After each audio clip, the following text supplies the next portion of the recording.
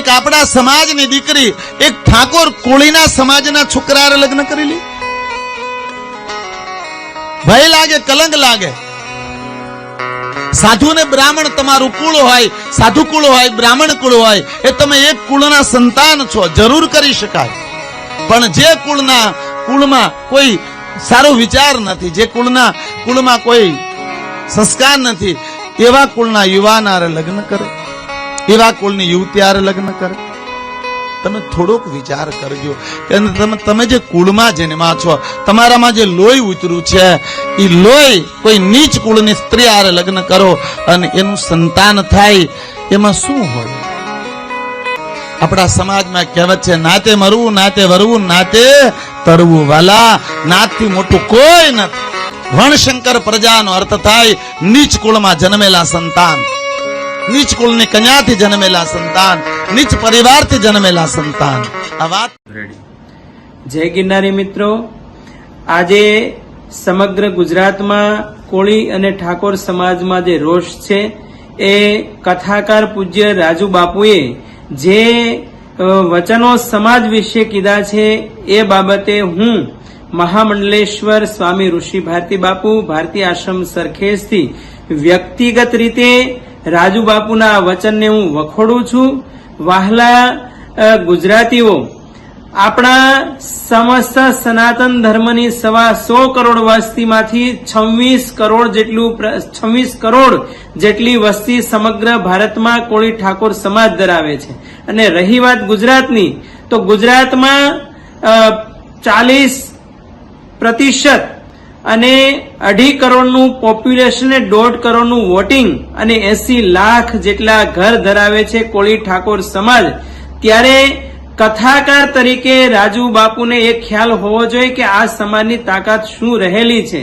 અને બીજું, તમે એમ કહો છો કે આ સમાજને સાથે અન્ય સમાજની દીકરી લગ્ન કરે તો કલંકિત થાય.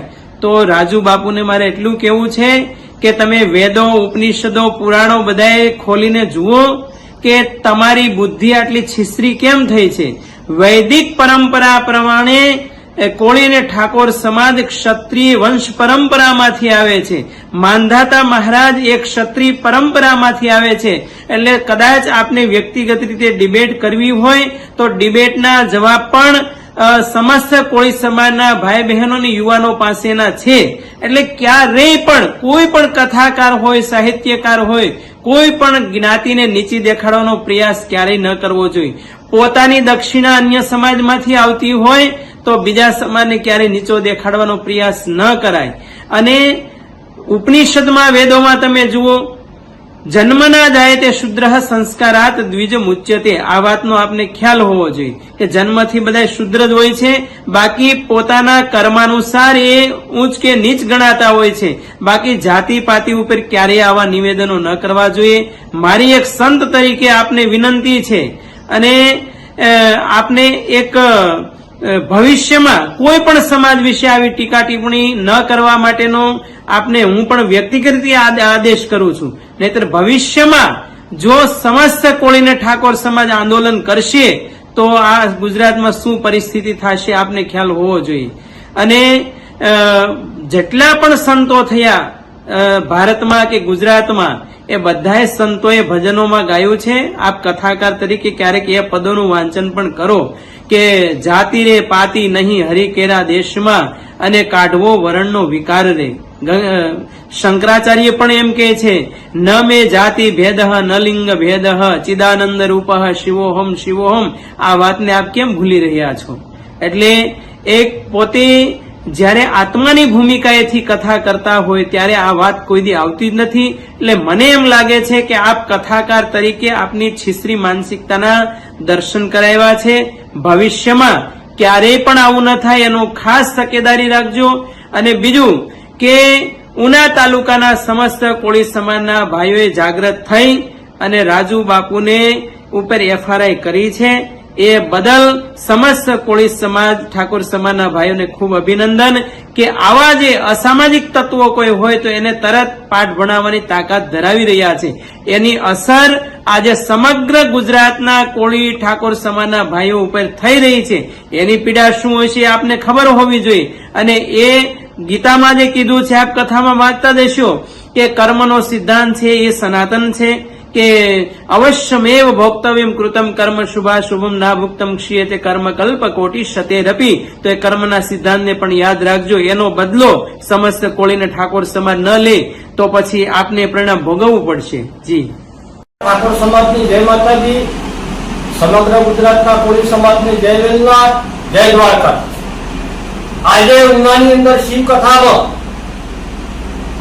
કથાકાર શ્રી રાજુ બાપુએ ઠાકોર સમાજ અને કોળી સમાજ વિશે જે ખરાબ શબ્દોમાં, ખરાબ ભાષામાં, ખૂબ જ નિમ્ન કક્ષાના આ બંને સમાજો માટે જે ઉચ્ચારણ કરેલું છે તેમના ઉચ્ચારણ હું સખત શબ્દોમાં વખોડી કાઢું છું.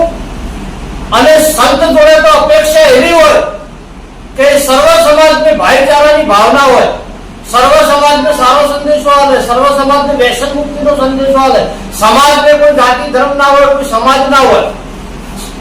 અને સંતને સર્વ સમાજ ઉપર અભિદૃષ્ટિ હોવી જોઈએ.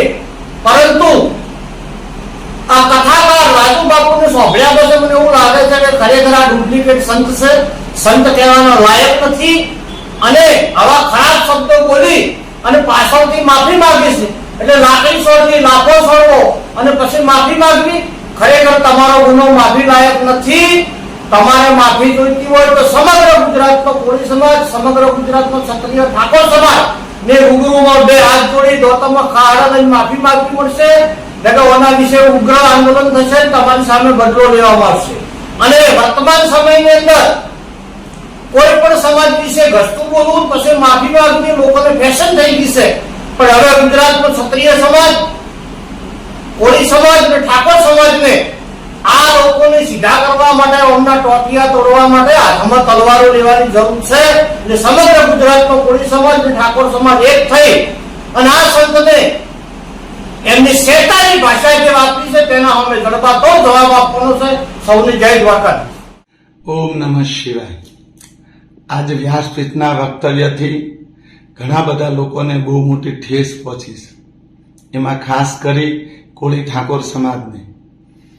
મારો કોળી ઠાકોર સમાજને કહેવાનો કોઈ ઈરાદો નહોતો. મેં ખાલી એટલું કીધું કે સાધુ બ્રાહ્મણની દીકરી એમને હારે લગ્ન કરે એ અયોગ્ય છે. છતાં પણ હું એમ કહું છું કે હરેક સમાજની એક ગરિમા હોય છે, હરેક સમાજનું એક સ્વમાન હોય છે. અને કોળી સમાજ, ઠાકોર સમાજનું સ્વમાન હું ખુદ જાળવવા માંગુ છું. મારા હૃદયમાં એ સમાજ માટે કોઈ દિવસ ક્યારેય કડવાશ નહોતી અને મેં ક્યારેય સમાજને નીચો નથી માન્યો. કારણ કે એ સમાજને હારે હું મોટો થયો છું. એ સમાજ મારો પાડોશી છે. એ સમાજની સાથે હું રમી ભમીને જીવો છું. છતાં પણ કોળી ઠાકોર સમાજને અમારું વક્તવ્ય કડવું લાગ્યું છે. એટલા માટે કે એ મારા વક્તવ્યમાં હજારો મા બાપની વેદના છે. પણ તમારું જે નામ લીધું ને એ કાયદેસર મારી ભૂલ છે. અને એ ભૂલની ક્ષમા માંગતા મને એક હૃદયથી દુઃખ થાય છે કે હું હરેક સમાજને ચાહું છું. હરેક સમાજ મારું, હું જેને મારા માનું છું. અને છતાં પણ કોળી સમાજને આ વાત કડવું લાગ્યું અને છતાંય મારાથી ભૂલથી બોલાયું છે. હું એ બદલ ક્ષમા માંગુ છું અને પૂરા સમાજને કહું છું કે નહીં, એ સમાજ કોઈ દી નીચો નથી. સમાજ આદરણીય છે અને સદા માટે સમાજ આદરણીય રહેશે. મારો તો પાડોશ છે ને મારા તો પરિવાર છે, મિત્ર છે. એટલા માટે સમાજને કોઈ આટલું બધું દુઃખ લગાડવાની જરૂર નથી. છતાં પણ દુઃખ લાગ્યું છે સમાજને. એ બદલ હું રાજુ બાપુ, શિવ કથાકાર, બે હાથ જોડી પૂરા સમાજ આગળ ક્ષમા માંગુ છું કે મારા વક્તવ્યમાં થોડી ભૂલ થઈ છે. એ વક્તવ્ય બદલ મને સમાજ ક્ષમા કરે. કાલે વ્યાસપીઠેથી પણ હું કહીશ કે સાધુથી પણ આવું ન બોલાય. પણ સમાજની વેદના એ સાધુની વેદના છે. એટલે ક્યારેક વેદનામાં ભૂલ થાય, મારી ભૂલ થઈ છે, હું કબૂલ કરું છું અને પૂરા સમાજને આગળ ક્ષમા યાચના કરું છું કે એક સાધુનો દીકરો જાણી, એક સમાજની વેદનાને જાણી મને ક્ષમા આપે. દિલથી બધા આગળ ક્ષમા માંગુ છું. એ સમાજ આદરણીય છે આ ધરતી માથે કોઈ સમાજ નીચો નથી અને કોઈ સમાજને હું ક્યારેય નીચો કહેતો પણ નથી. દરેક કોળી સમાજ, ઠાકોર સમાજને મારા વતી વંદન, મને ક્ષમા કરે. હું એક રાજુબાપુ વક્તા તરીકે નહીં, એક સાધુના દીકરા તરીકે ક્ષમા માંગુ છું. ઓમ નમઃ શિવાય. તમારા પૂરા સમાજનું કલ્યાણ થાય એવો હૃદયથી આશીર્વાદ, શિવજીને પ્રાર્થના. ઓમ નમઃ શિવાય.